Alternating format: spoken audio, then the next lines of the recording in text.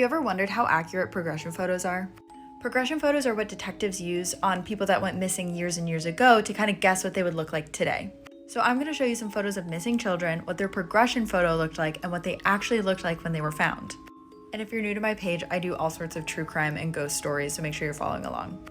So here's the first one. Here's two kids that went missing when they were children. And here's what detectives guessed they would look like as they got older.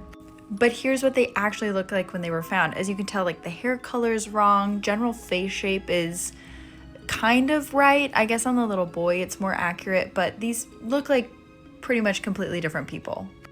So here's another one. Here's a baby that went missing. And this is what detectives thought he might look like when he got older, and granted, it's so hard to do this on babies. As you can tell, he doesn't really look anything like what his progression photo looked like when he was eventually found, but this little girl below has some similar features to what they thought she would look like as she got older. I'm so happy that this group of kids got found, but it's also proof that you need to find kids as quickly as possible because they just start looking so different so quickly.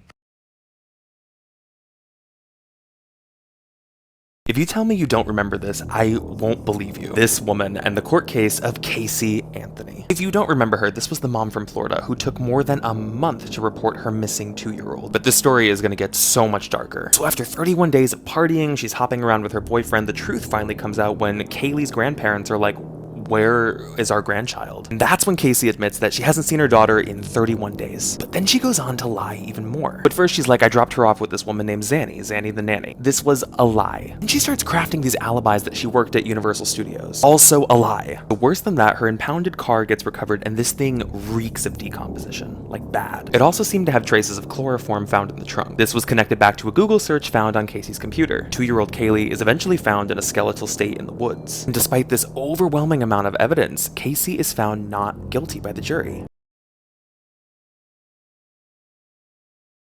With Netflix releasing their new series on Jeffrey Dahmer, I thought today would be the perfect opportunity to share with you all these eerily creepy home movies from the Dahmer family. The part of this specific home movie that makes me the most uneasy is when Jeffrey starts talking about his diet and how he needs to cut back on the McDonald's.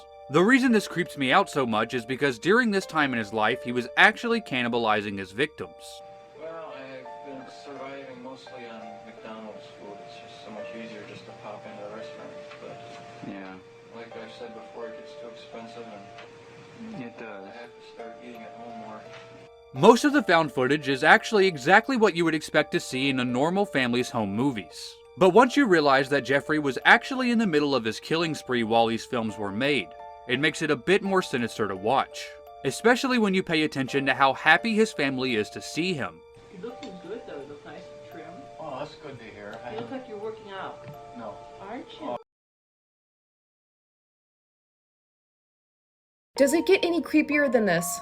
One afternoon, a girl named Sophia got a text from her best guy friend Charlie. The text read, "House party tonight, tons of people are going, 142 Lombard Boulevard, 9 p.m, meet me there." Charlie always knew of the best spots. She looked up the address and the house was huge. The party sounds super fun. She tries to call him to get more details on the party, but he doesn't answer. Sophia asked a friend named Lily to come along, and the two drove to the party around 9:30 p.m. They pulled up to the address, but were surprised. There was only one other car out front. They heard music playing from the inside and thought that maybe they were just some of the first people there. They walked up to the front door to find it partially ajar, pushed it open, stepped inside, and all the lights were on, but there was no one in sight. They called out, "Charlie?" When they suddenly heard a voice come from the back room say, "I'm back here, come find me." Except the voice wasn't Charlie's or anyone else Sophia recognized. They get a really bad feeling about all this and run out. And got these weird messages from Charlie's phone. What was going on? She got home and later that night got a call from Charlie's home phone. She picked up and yelled at him, "Why did you invite me to that party?" Charlie paused for a second and then said, "What party?"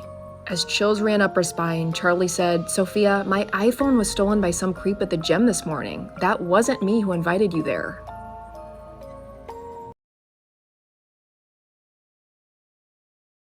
Courtroom footage of the Jeffrey Dahmer trial.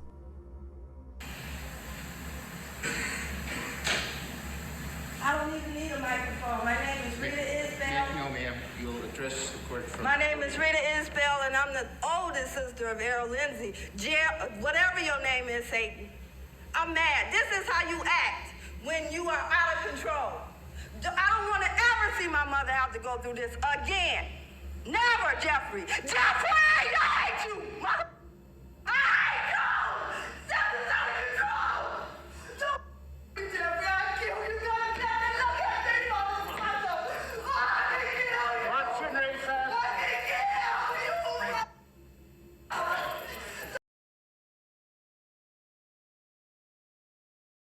A gruesome story leads off our newscast. Milwaukee police found body parts in a North Side apartment, and now they wonder if they've uncovered some kind of death factory. So our investigation is going to start here at the Ambassador Hotel in Milwaukee, at this famous room, room number 507. You can tell this room is famous because all these other rooms have actual markers. This room is just paper on the wall. If you'll step inside the room with me, this is a very, very important room in the story of Jeffrey Dahmer. Step in.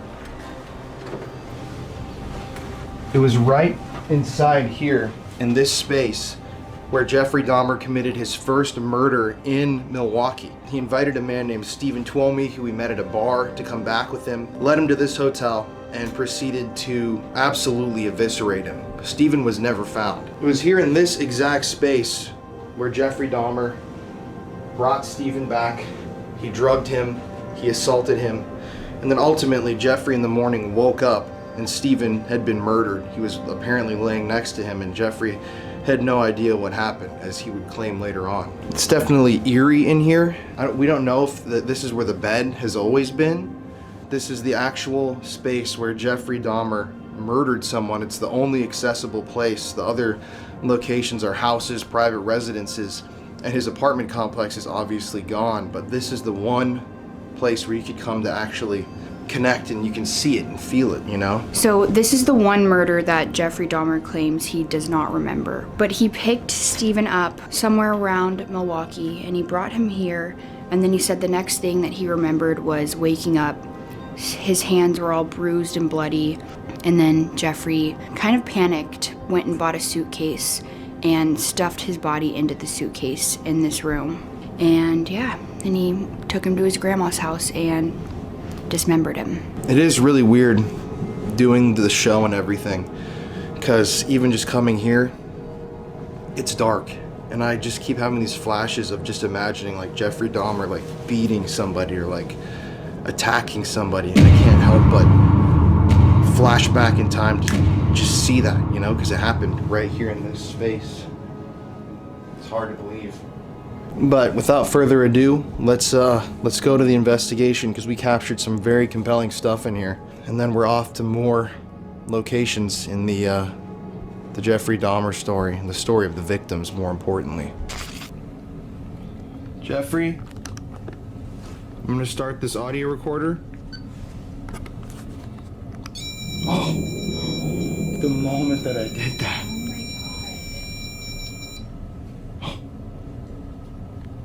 What the hell? I've never seen that happen. K2's got a solid reading too. Is this Jeffrey Dahmer? Could you light that up if this is Stephen Twomey?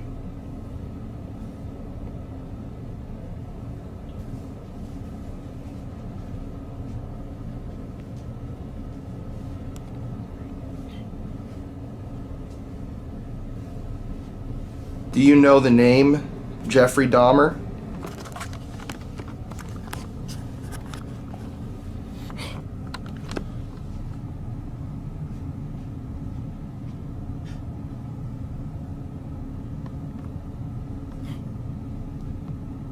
Can you tell me who you are?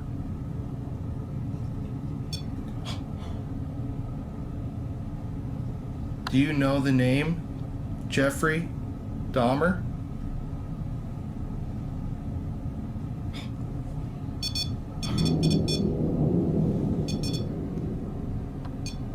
Is that a bad name?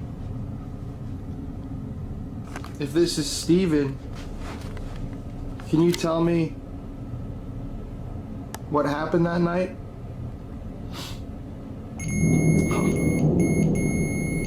There's definitely some energy in here. Oh.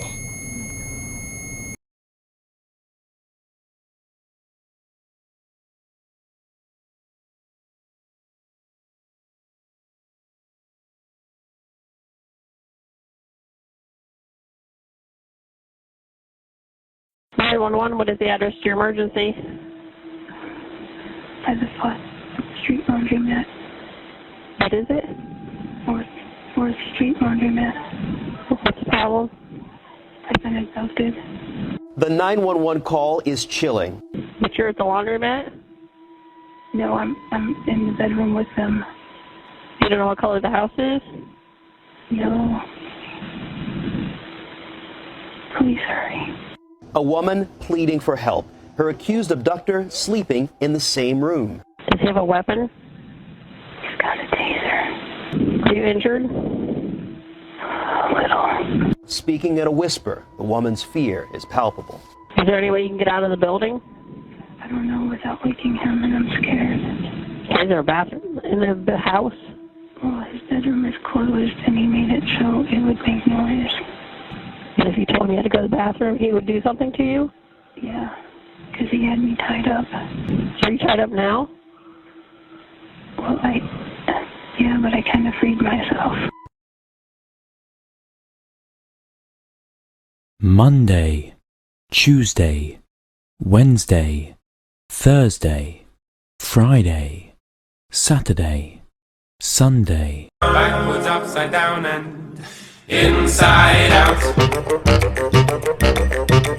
So hold on or it'll fall down. Oh. Do you like waffles? Yeah, we like waffles. Do you like pancakes? Yeah, we like pancakes. Do you like French toast? Yeah, we like French toast. Can't wait to get about waffles. Waffles! Dispatcher encouraging the caller to stay on the line until police arrive at the abandoned house. Oh, that woke him up. You can set the phone down. Then silence. Minutes pass as the woman waits desperately. Are you still there? How much longer? What? How much longer? Finally, officers arrive, and the caller works up the courage to leave the bedroom. Can you get out of the house? Locked. It's locked. Are you at the door? Yeah, I am. She's at the door. Is there a window there? Yeah, I'm looking out and they tell me to come back. She said, hurry. She said to hurry up and come back. After some 20 minutes on the line, the woman is rescued. Come on, hurry up, get out of here. Where is he? Bedroom sleeping. Still sleeping? Yeah. Okay, they have her.